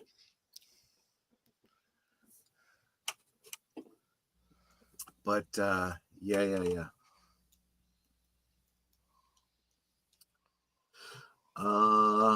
If you have not already, maybe think about subbing to my new channel, please. Nothing to see here, citizen. Exactly right. We're trying to get Curtis up to the magic number so that we can get him monetized because YouTube has snubbed his original channel. So we need to get him going. And Curtis, I'm going to strongly encourage you that you start, if you don't already have one, start a Rumble channel and start backing up your stuff from both channels to it. That would be a smart thing to do. Diversify. Diversify. So you guys see where we're going with this. You've got a lot of, obviously this is directed by David Lynch. We pointed out some of the visual and ambiance tropes of David Lynch. A lot of the actors that tend to appear in David Lynch productions here. You know, between this and Blue Velvet, then Kyle MacLachlan goes on to Twin Peaks. So there you go. And somewhere in the background is always Jack Nance. Yes. Because of course.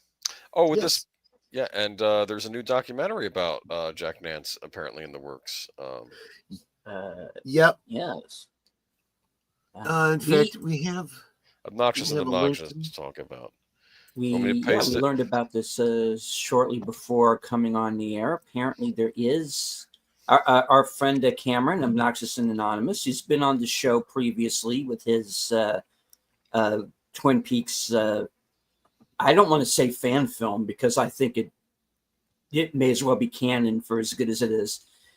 Queen of Hearts has a video up on his channel at present where it seems that there is a Jack Nance documentary on the way. And of course, there was a Catherine Coulson documentary earlier this year as well. So,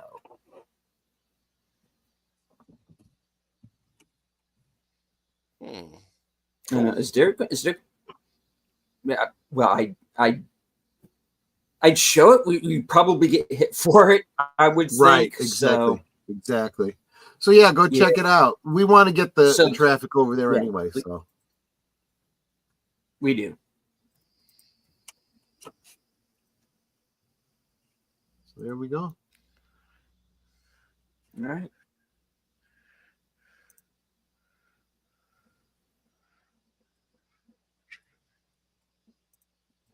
All right. So the Spicediver cut, which is of the fan, well, really the only.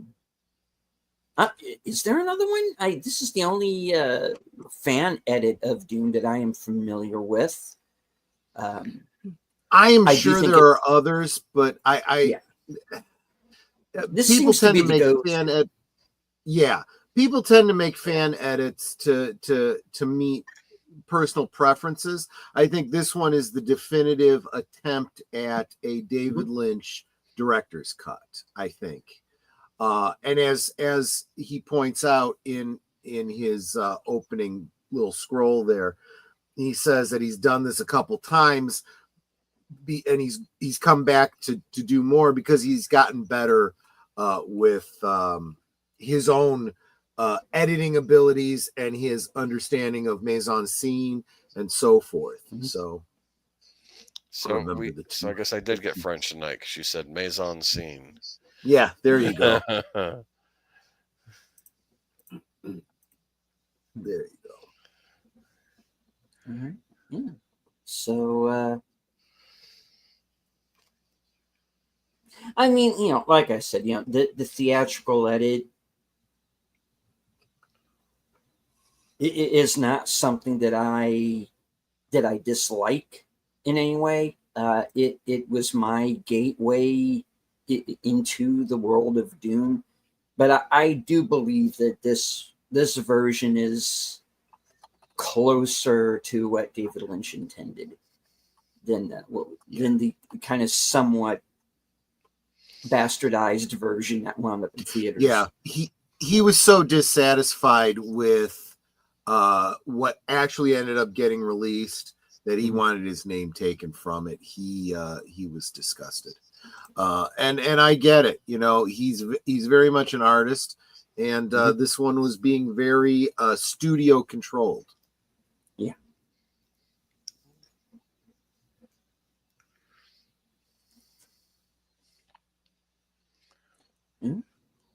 Well, that's all I've got, and we do have a certain broadcast coming up. Troy.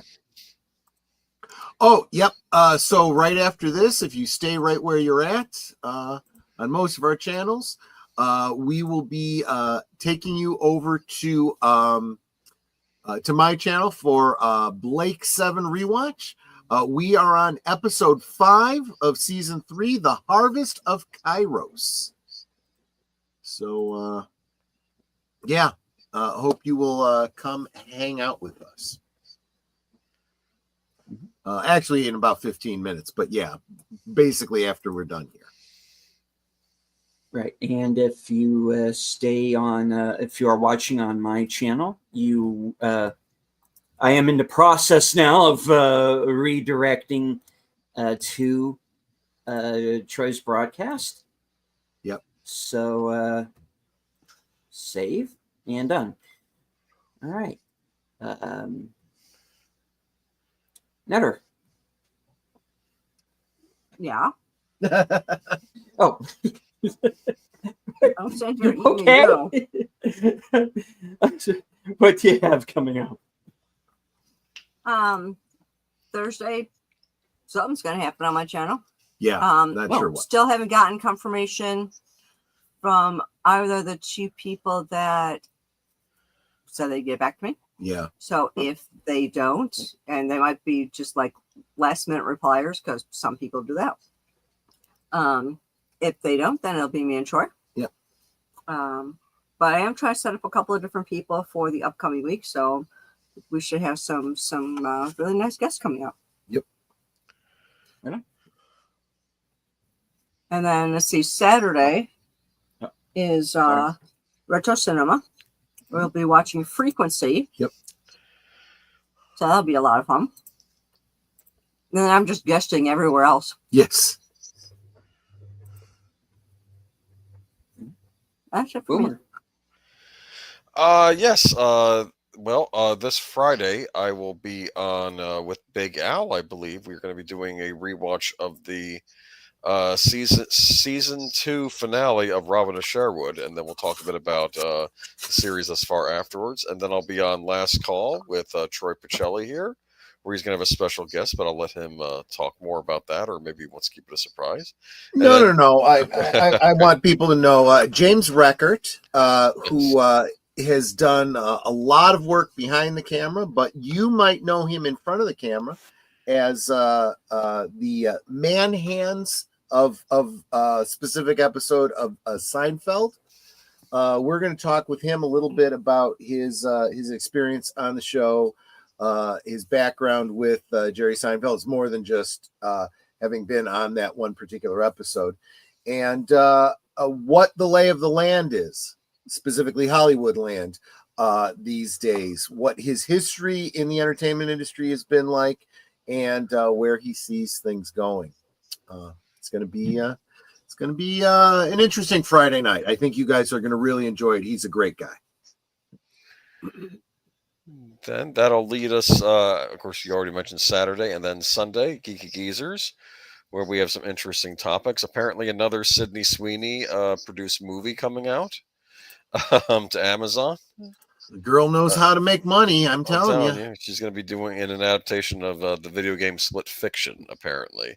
Also, apparently, this is a most recent story I found. David Zaslav is not getting his $52 million pay package. The Discovery shareholders vote, or at least they voted against it. They said no. So things are going on. Things are going tells you something, yeah. So, yeah. Things are not going well in the entertainment industry, except for maybe stockholders are maybe starting to want profit and are going to start demanding blood otherwise. Oh, and EA executives' comments on fans of role-playing games. We'll talk about that as well. Okay, we'll probably have more stuff by the time we get there. Yeah. Okay. All right. Well, that brings things on over to me.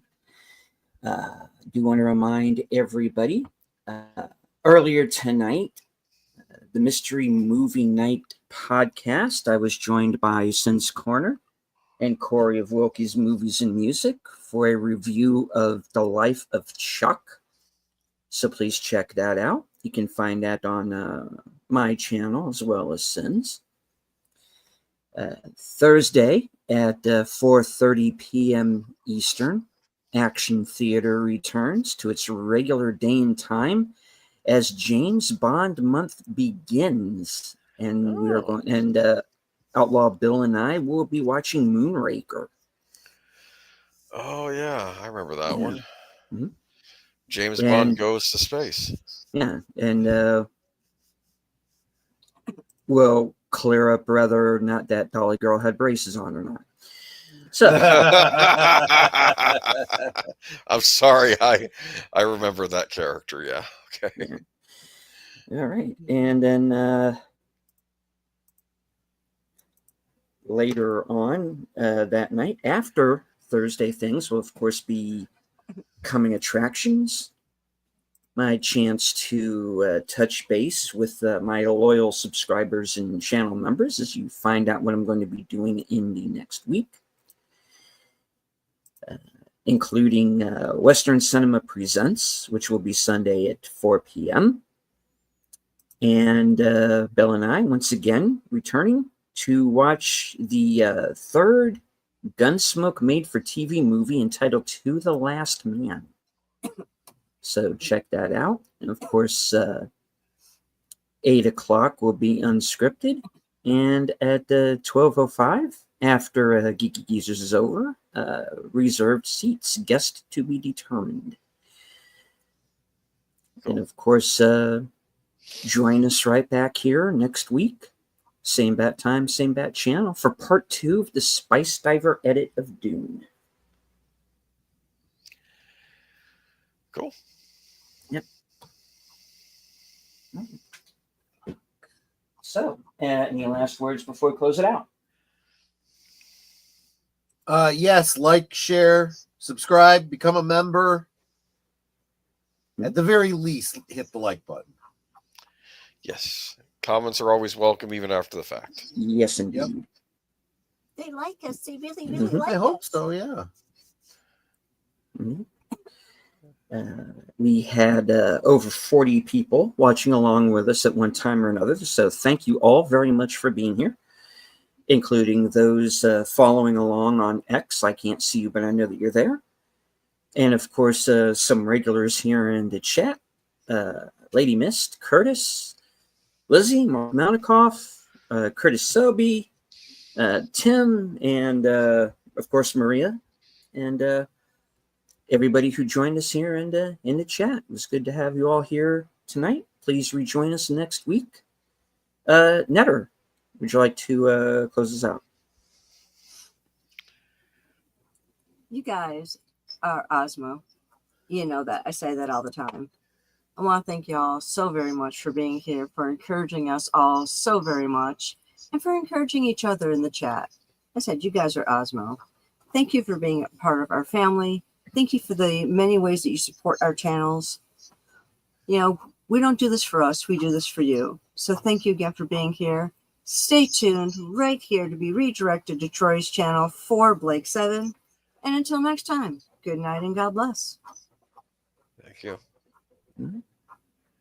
And as I say at the end of every show,